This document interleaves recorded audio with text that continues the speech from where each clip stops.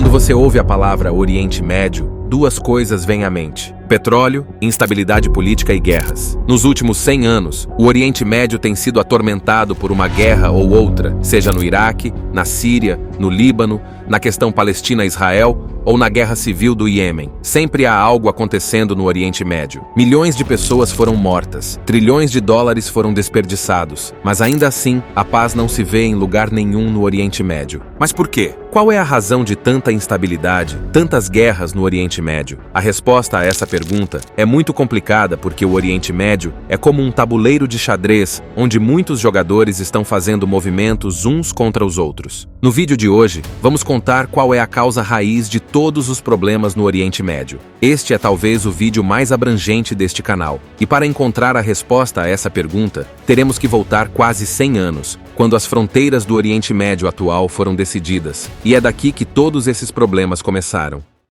Por muitos séculos, todo o Oriente Médio esteve sob o controle do Império Otomano Turco. Entre os séculos XVI e XVII, este império se estendia da Hungria ao Iêmen. Pessoas de todas as religiões viviam pacificamente neste enorme reino: judeus, cristãos, muçulmanos, parsis, árabes, curdos e assim por diante. Mas depois, após o século XIX, o Império Otomano começou a declinar, e durante esse mesmo período, o Império Britânico estava expandindo seu controle na Ásia. A maior ameaça ao Império Britânico era de fato o Império Otomano, porque o maior obstáculo para chegar à Europa a partir da Ásia era esse próprio Império Otomano. Para combater isso, o Império Britânico começou a estabelecer suas colônias no Oriente Médio. Primeiro, em 1820, o Império Britânico fez um acordo com os Emirados Árabes Unidos, depois em 1839 com o Iêmen, em 1861 com o Bahrein e, finalmente, em 1888 com o Egito, e tomou todas essas áreas sob seu controle. Ao ganhar o controle do Egito, os britânicos também ganharam o controle do Canal de Suez, o que tornou muito mais fácil para eles chegar à Ásia, contornando o Império Otomano. O Império Otomano estava observando o crescente controle da Grã-Bretanha e sabia que a influência crescente do Império Britânico poderia se mostrar muito perigosa para eles. E é por isso que, durante o início da Primeira Guerra Mundial, em 1914, o Império Otomano se aliou à Alemanha. E foi durante esse período que os impérios britânico e francês decidiram que agora deveriam eliminar este Império Otomano a qualquer custo. Para esse plano,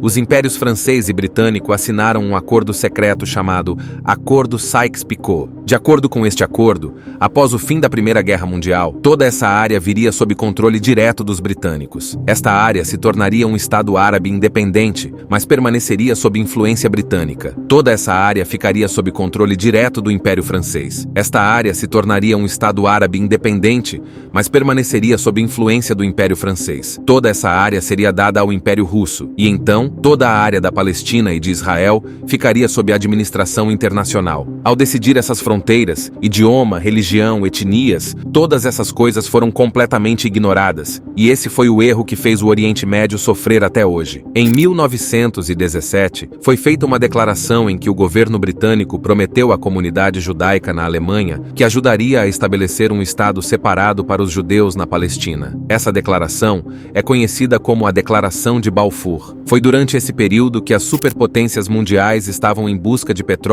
porque, após a Primeira Guerra Mundial, todos sabiam que quem controlasse o fornecimento de petróleo dominaria o século XXI. Naquela época, os EUA eram o maior produtor e fornecedor de petróleo do mundo, e 80% do fornecimento de petróleo da Grã-Bretanha vinha dos EUA. Mas na época, o presidente dos EUA era Woodrow Wilson, que era totalmente contra o conceito de impérios. E por isso a Grã-Bretanha não considerava os EUA um parceiro confiável. Queria acabar com sua dependência de petróleo dos EUA a qualquer custo. Agora, o petróleo foi descoberto aqui no Irã em 1908, mas em quantidades muito pequenas. Portanto, o Império Britânico estava procurando vigorosamente por mais petróleo em toda essa área, mas essa exploração levaria vários anos. Após o fim da Primeira Guerra Mundial em 1919, os países aliados vitoriosos se reuniram em Versalhes, e o Tratado de Versalhes foi assinado, mais uma vez mudando as fronteiras do Oriente Médio. E então, no ano ano seguinte, foi anunciado o Tratado de Sèvres, no qual o Império Otomano foi literalmente dividido em pedaços e colocado sob o controle dos impérios francês e britânico. O governo turco se opôs veementemente a esse tratado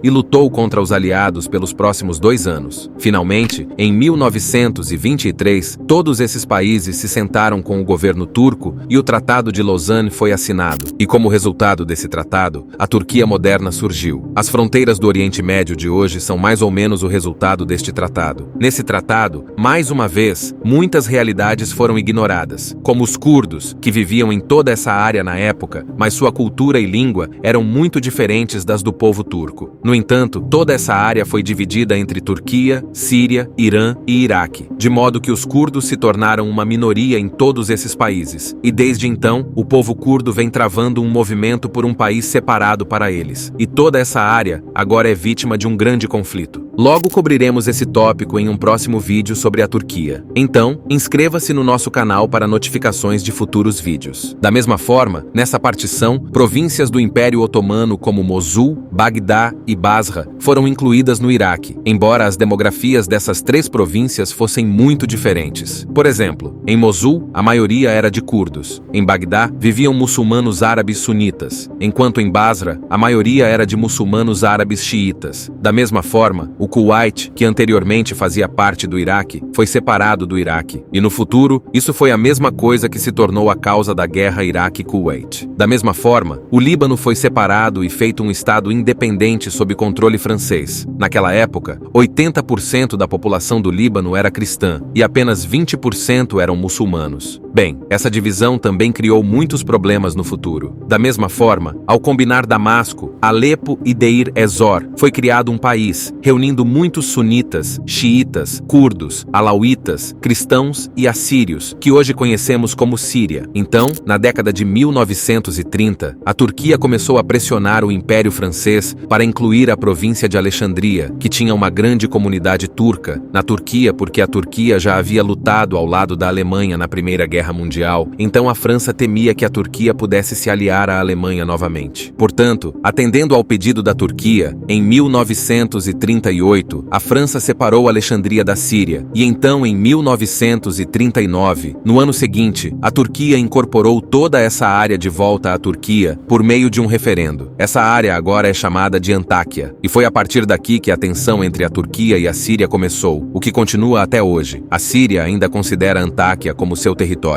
Da mesma forma, o principal abastecimento de água da Síria e do Iraque vem dos rios Eufrates e Tigre, ambos originários da Turquia. A Turquia construiu barragens em ambos os rios, e essas barragens também são uma grande causa de tensão entre a Turquia, a Síria e o Iraque até hoje. No final da década de 1930, começou a descoberta de petróleo no mundo árabe. Grandes reservas de petróleo foram descobertas perto de Basra e Mosul, no Iraque. Essas áreas são habitadas principalmente por árabes xiitas e curdos xiitas. Em 1938, grandes reservas de petróleo foram descobertas perto das fronteiras orientais da Arábia Saudita. Curiosamente, há muçulmanos xiitas vivendo em toda essa área da Arábia Saudita. Também em 1938, grandes reservas de petróleo foram descobertas no Kuwait. Essas reservas eram maiores do que as de todo o Iraque, e como o Kuwait já foi parte do Iraque, esse ponto se tornaria uma causa significativa para uma grande guerra no futuro. Da mesma forma, em 1956, reservas de petróleo foram descobertas no nordeste da Síria, onde vivem muitos curdos. Metade das reservas de petróleo do mundo foram descobertas em uma região envolvida em divisões religiosas, políticas e raciais. Portanto,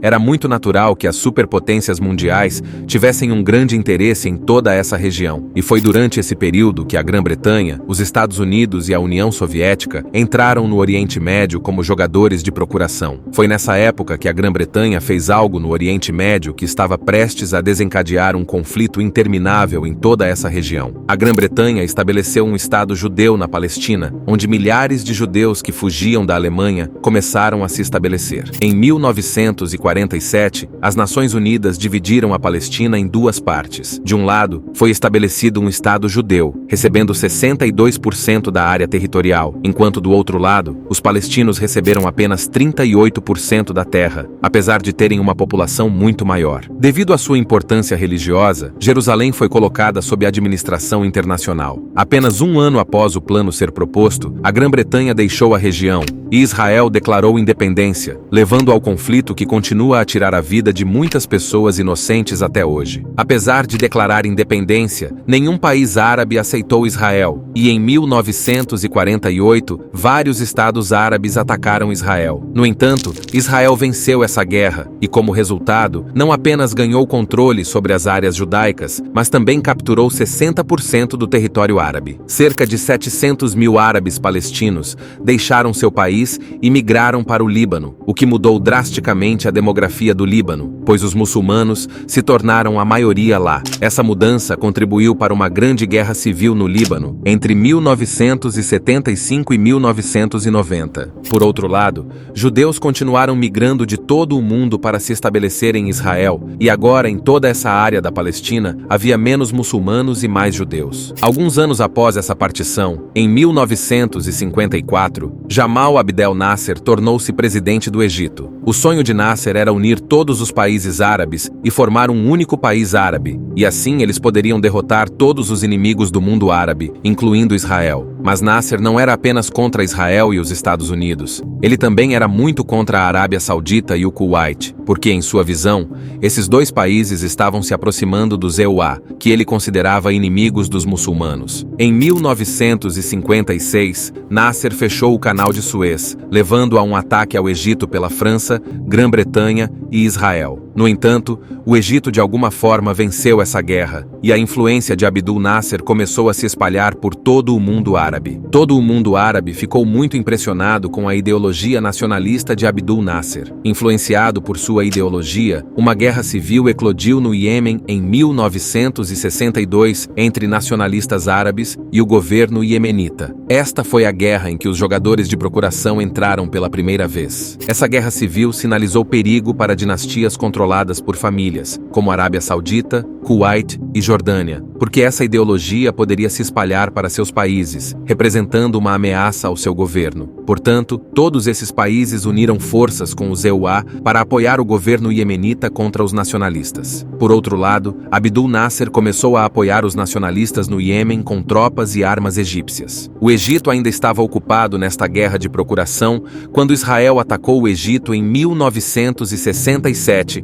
e tomou o controle da faixa de Gaza no Sinai egípcio. Em retaliação, o Egito mais uma vez fechou o Canal de Suez, que permaneceu fechado ao tráfego por mais 8 anos. Abdul Nasser ficou muito desapontado com essa derrota, e em 1970, aos 52 anos, ele morreu de ataque cardíaco. Foi no mesmo ano em que a Grã-Bretanha anunciou que estava concedendo independência aos países do Golfo Pérsico e do Oriente Médio, e no ano seguinte, os Emirados Árabes Unidos e os países restantes do Golfo Pérsico tornaram-se independentes. Após a saída da Grã-Bretanha, os EUA começaram a se interessar por toda essa região, porque agora era uma superpotência em ascensão, e era essencial para ela estar presente em uma região onde 50% do fornecimento mundial de petróleo dependia. Nos próximos 8 anos, o mundo árabe enfrentou grandes dificuldades. Durante esse período, ocorreu a Guerra Árabe-Israelense, na qual Israel venceu mais uma vez. O Egito reconheceu Israel e o presidente egípcio foi assassinado por esse motivo. Da mesma forma, uma guerra civil muito intensa estourou entre palestinos e locais no Líbano, que durou até 1990. Então, enquanto toda essa turbulência acontecia no Oriente Médio, ao mesmo tempo, uma grande revolução ocorreu no Irã.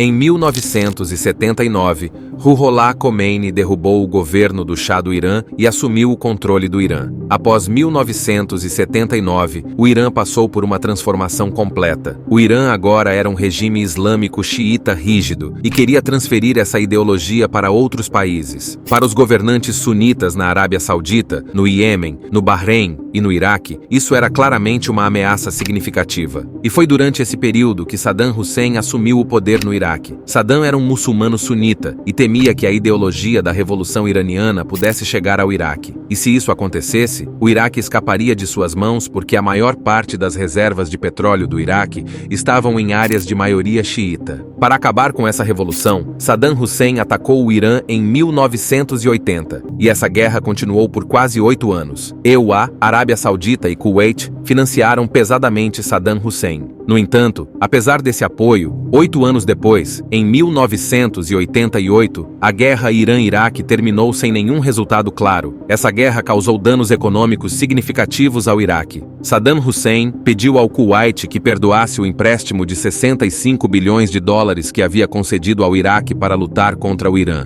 No entanto, o Kuwait recusou. Saddam Hussein então lançou um ataque ao Kuwait e assumiu o controle de todas as reservas de petróleo do Kuwait. Saddam Hussein agora possuía 25% das reservas mundiais de petróleo. Depois disso, Saddam levou o exército iraquiano à fronteira da Arábia Saudita. Era muito óbvio que ele agora queria assumir o controle dos campos de petróleo da Arábia Saudita, após o que quase 50% do fornecimento mundial de petróleo estaria sob o controle de uma única pessoa. A Arábia Saudita e as potências mundiais, obviamente, não podiam tolerar isso. Em 1990, os EUA, juntamente com 32 outros países, lançaram um ataque ao exército iraquiano, e após uma batalha de 1 ano, o Kuwait foi libertado. Os EUA agora se tornaram um jogador muito importante no Golfo Pérsico e no Oriente Médio. Os EUA começaram a estabelecer suas bases militares em toda essa região. E hoje, o 5º maior porta-aviões naval dos Estados Unidos está aqui no Bahrein. Da mesma forma, há uma base aérea americana muito grande aqui no Catar, chamada CENTCOM, e daqui os EUA mantêm os olhos no Oriente Médio e na Ásia Central. O sistema de defesa antimísseis mais sofisticado dos EUA está instalado aqui nos Emirados Árabes Unidos. Da mesma forma, a Arábia Saudita é o maior país comprador de armas dos EUA. Então, se você for para o lado leste do Oriente Médio, encontrará os EUA, os Estados Árabes e o Irã frente a frente. Embora agora as tensões entre Irã e Arábia Saudita tenham diminuído e as negociações também tenham começado, ainda há um longo caminho a percorrer. Então, se você for para o lado sul do Oriente Médio, há uma guerra civil feroz acontecendo no Iêmen, envolvendo não apenas a Arábia Saudita e Irã, mas também os EUA e até a Rússia. Da mesma forma, se você seguir para o norte, a Síria já se tornou o ponto central da guerra por procuração, onde Rússia, Irã, EUA, Arábia Saudita e até os Emirados Árabes Unidos intervieram com suas forças militares. Se falarmos do Iraque, após Saddam Hussein, Al-Qaeda e agora o ISIS tentaram preencher esse vácuo com consequências muito terríveis. Da mesma forma, as tensões entre a Turquia e a Síria podem escalar para uma guerra por causa dos rebeldes curdos a qualquer momento. Então, no geral, o Oriente Médio está em um caos, e a causa raiz disso pode ser rastreada até as fronteiras traçadas há 100 anos, onde nenhuma consideração foi dada às diferenças entre as pessoas, mas sim às vantagens das potências imperiais da época. Qual a sua opinião sobre o vídeo de hoje? Deixe-me saber nos comentários abaixo. Estas são todas as fontes que consultamos para este vídeo. Se você gostou do vídeo, certifique-se de curtir e se inscrever no canal. Vejo você no próximo vídeo com outro tópico interessante. Cuide-se!